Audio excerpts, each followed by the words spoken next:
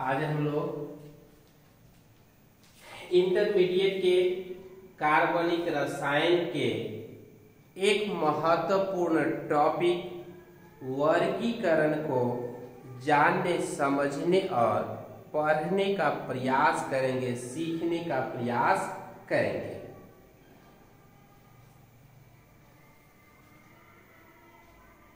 तो कार्बनिक यौगिकों का वर्गीकरण उसके गुणों के समानता या भिन्नता के आधार पर समान गुण वाले कार्बनिक यौगिकों को एक साथ समूह में रखने और उससे भिन्न गुण वाले कार्बनिक यौगिकों को उससे अलग रखने की प्रक्रिया को कार्बनिक यौगिकों का वर्गीकरण कहा जाता है।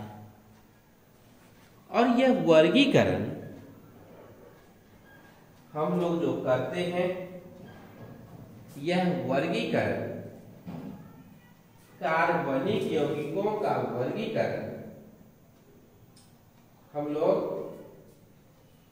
जो करते हैं, गुणों की समानता वाले सदस्य को एक साथ समूह में रख देते हैं और जो गुणों में भिन्नता दर्शाता है, जो गुणों में अंतर दर्शाता है, जो गुणों में बदलाव दर्शाता है, उससे उसको अलग रख दिया जाता है।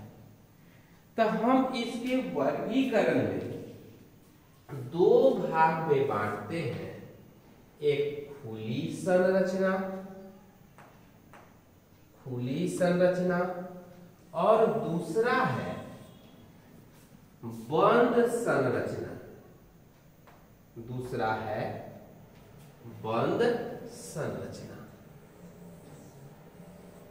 खुली संरचना में संतृप्त हाइड्रोकार्बन है,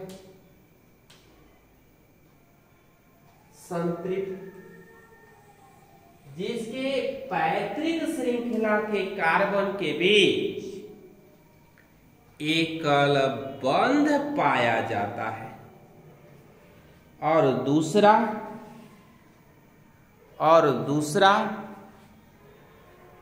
जो असंतृप्त हाइड्रोकार्बन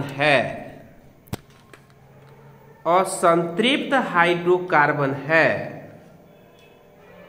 इसके पैतृक श्रृंखला के कार्बन के बीच में या तो द्विबंध पाया जाता है या फिर त्रिबंध पाया जाता है। एकल बंध वाले सदस्य को एल्केन कहते हैं, द्विबंध वाले सदस्य को एल्कीन कहा जाता है और ट्रिपल बंध वाले सदस्य को एल्काइन कहा जाता है। इसमें नंबर ऑफ कार्बन है 1 से लेकर के 20 तक और उसका रूट वर्ड है। अगर एल्केन का सदस्य होगा तो ANE हम लगा करके नाम रखेंगे, एल्कीन का सदस्य होगा तो ENE लगा करके नाम रखा जाएगा।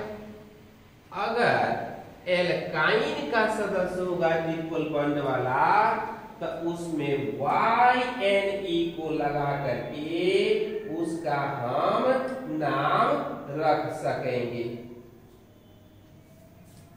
तो इस तरह से आप देख सकते हैं सबका लिखा गया है और जो बाकी है प्रयास करके उसको लिख लेने का काम करना है। अब बंद संरचना वाले पर आप विचार करें। जिसकी संरचना बंद है वह या तो होमोसाइक्लिक हाइड्रोकार्बन होगा या हेटेरोसाइक्लिक हाइड्रोकार्बन होगा। अगर होमोसाइक्लिक हाइड्रोकार्बन है तो उसमें रिंग में केवल कार्बन का सदस्य होगा। कोना पर रिंग में केवल कार्बन का सदस्य होगा।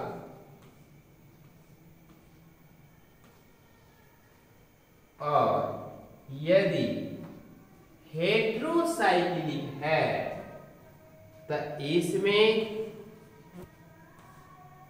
सदस्य जो होगा कार्बन के स्थान पर अन्य कंपाउंड भी, अन्य परमाणु भी हो सकते हैं। और एलिसाइक्लिक होगा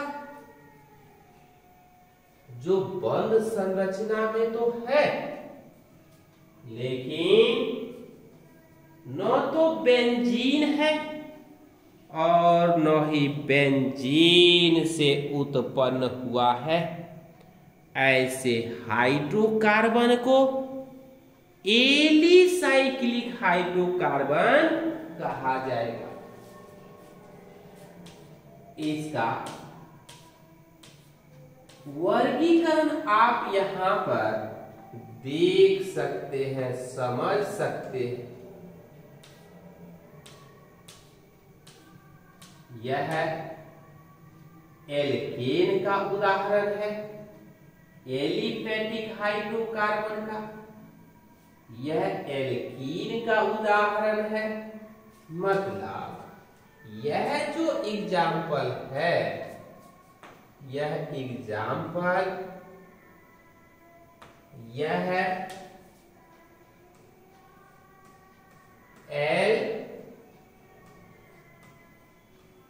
एल्केन्स का एग्जाम्पल है और यह एलिफेटिक में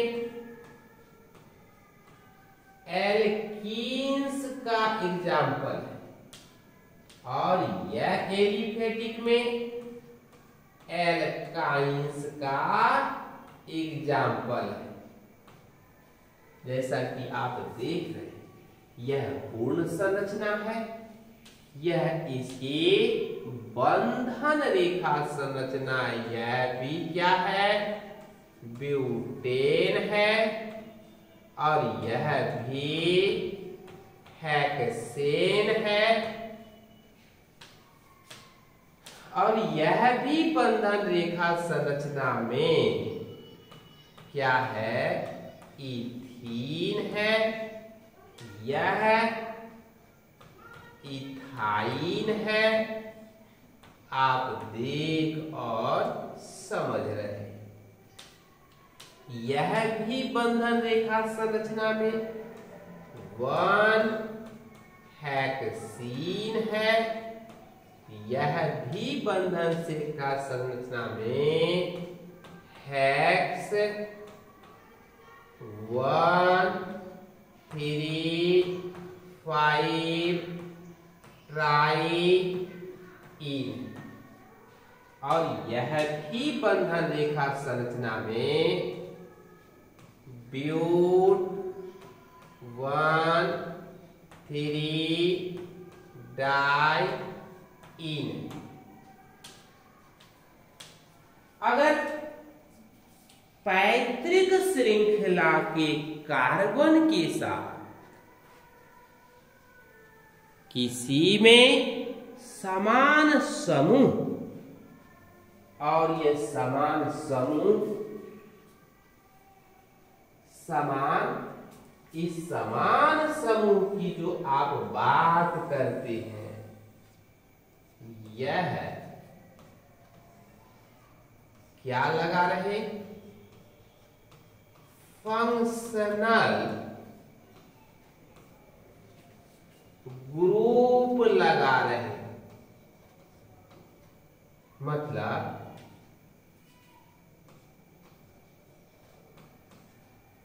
क्रियाशील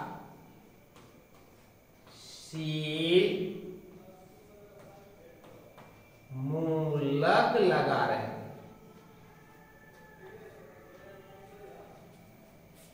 या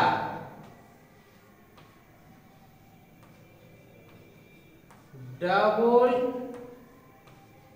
बॉन्ड लगा रहे हैं, इस तरह से डबल बॉन्ड लगा रहे, या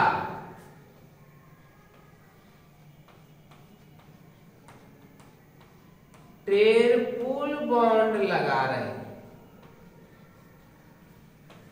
इस तरह से ट्रिपल बॉन्ड लगा रहे, या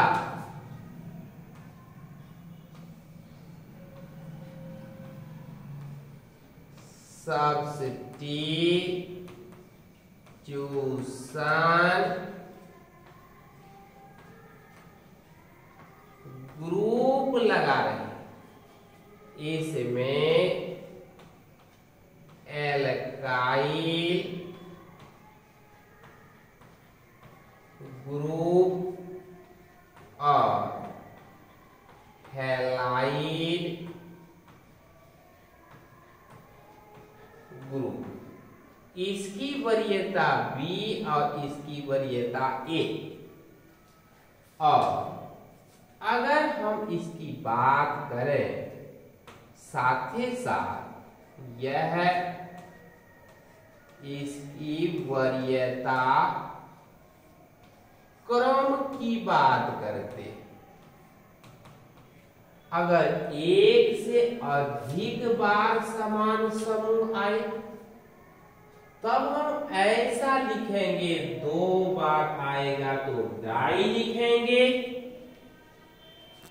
अगर समान समूह 3 बार आएगा तो ट्राई लिखेंगे, 4 बार आएगा तो पेंटा, 5 बार आएगा तो हेक्सा, 6 बार आएगा तो हेप्टा, 7 बार आएगा तो हेप्टा, 8 बार ऑक्टा, इस तरह से लिखेंगे। और हम नामकरण जो करेंगे, नामकरण करते समय हम लोगों को यह ध्यान रखा जाना चाहिए, ध्यान क्या रखा जाना चाहिए कि इसका हम निश्चित रूप से पालन करेंगे। मतलब सबसे पहले हमारा आपका ध्यान इस रूट वर्ड से शुरू करेंगे, प्रीफिक्स नहीं तो इसको उपसर्ग और सफिक्स प्रत्यय की बात करें, प्रत्यय तो इस पहले लगेगा और वह बाद में लगेगा, यह भी 2 प्रकार का होगा, सफिक्स भी 2 प्रकार का, और इसका क्रम हर परिस्थिति में इस तरह से होगा। यह क्रम का उल्लंघन करने पर हाइड्रोकार्बन या कार्बनिक यौगिकों का नाम गलत हो जाएगा। इसके बाद हम लोग आगे ध्यान देंगे। यह सब जानने के बाद चक्रीय हाइड्रोकार्बन नहीं तो इस पर हम जानेंगे कि ऐसे बंद संरचना में पाए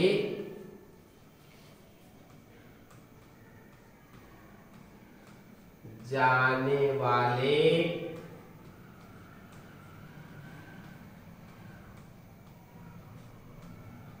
हाइड्रोकार्बन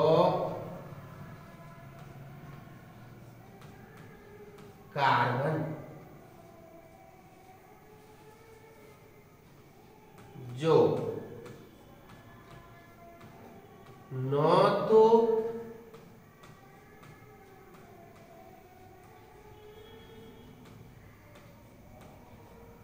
बेंजीन है।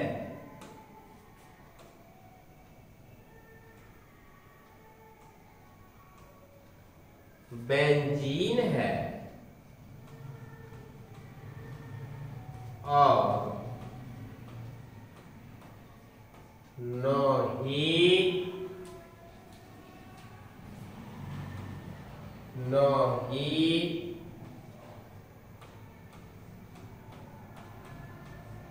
बेंजीन से उत्पन्न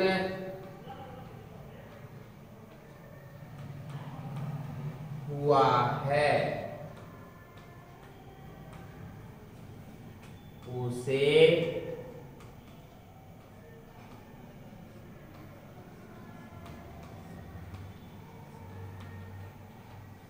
चक्रीय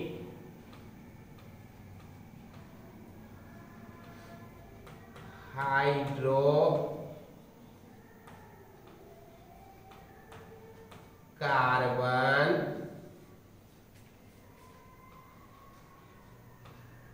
कहा जाता है।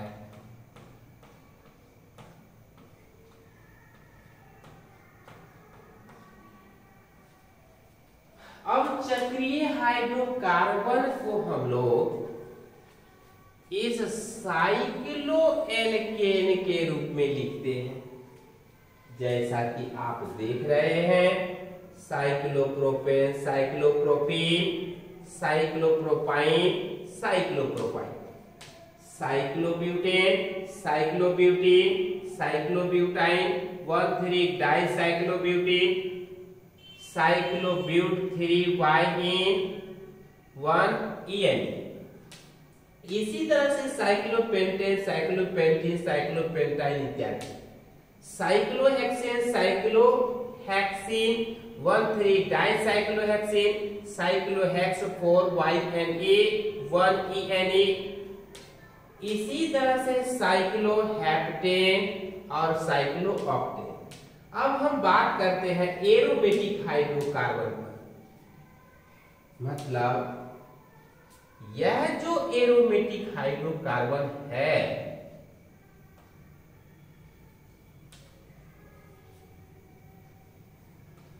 ऐसे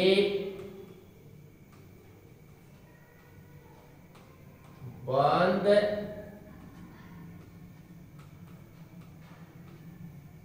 संरचना में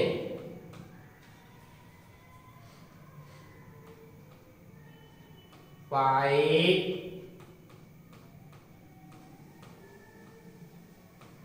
जाने वाले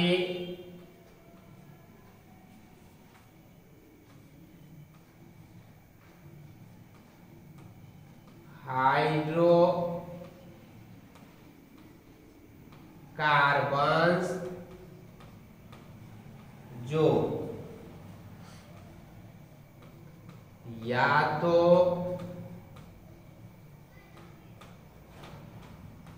बेंजीन है या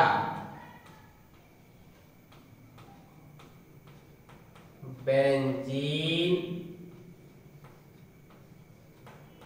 से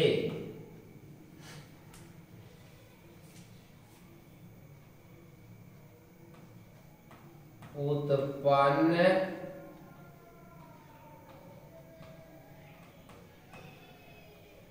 हुआ है या कभी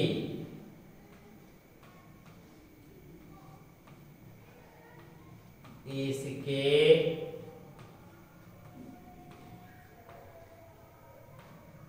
पूर्वज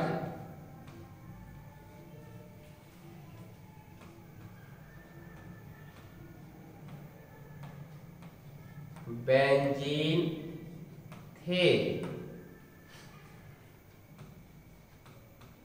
एरोमेटिक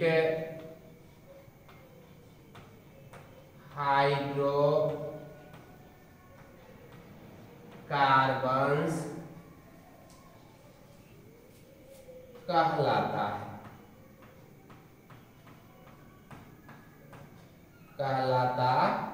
है। अब इसका उदाहरण यहां दिया हुआ है, ये बेंजीन C6H6 बेंजीन की पूर्ण संरचना और ये सभी बंधन रेखा संरचना है। इसको हम लोग बेंजीन का रेजोनेंस स्ट्रक्चर ऑफ बेंजीन भी कहते हैं। अर्थात इस बेंजीन की कौन सी संरचना? अनुनादी संरचना की बात करते हैं। अब बेंजीन क्या है? जो हेक्सागोनल रिंग में हो और उसके साथ एकल बंध और द्विबंध का एकांतरण हो, ऐसे एरोमेटिक हाइड्रोकार्बन को बेंजीन कहा जाता है। मतलब ऐसा एरोमेटिक हाइड्रोकार्बन जिसमें एकल बंध और द्विबंध का एकांतरण हो, उसको हम लोग क्या कहेंगे? बेंजीन कहेंगे। और इसी बेंजीन से बनने वाले हाइड्रोकार्बन यह टॉल्यूइन, फिनॉल, एनिलीन, फिनाइल और ये सभी जो है मोनोन्यूक्लियर है। एक रिंग में, दो रिंग में नैप्थेलीन, बाइन्यूक्लियर, तीन रिंग में एंथ्रासीन, ट्राइन्यूक्लियर और इस तरह से जब रिंग में कार्बन के स्थान पर, मतलब जहां पर कार्बन रहना चाहिए था, उस कार्बन को हटा करके कोई अन्य ग्रुप जैसे ऑक्सीजन, सल्फर, नाइट्रोजन इत्यादि हो, तो उसको हम लोग हेटेरोसाइक्लिक हाइड्रोकार्बन, विषम चक्रीय हाइड्रोकार्बन कहते हैं।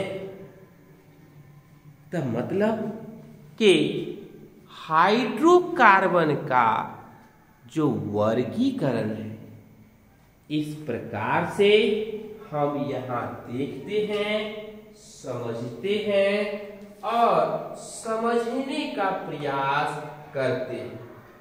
तो इस तरह से आप समझेंगे।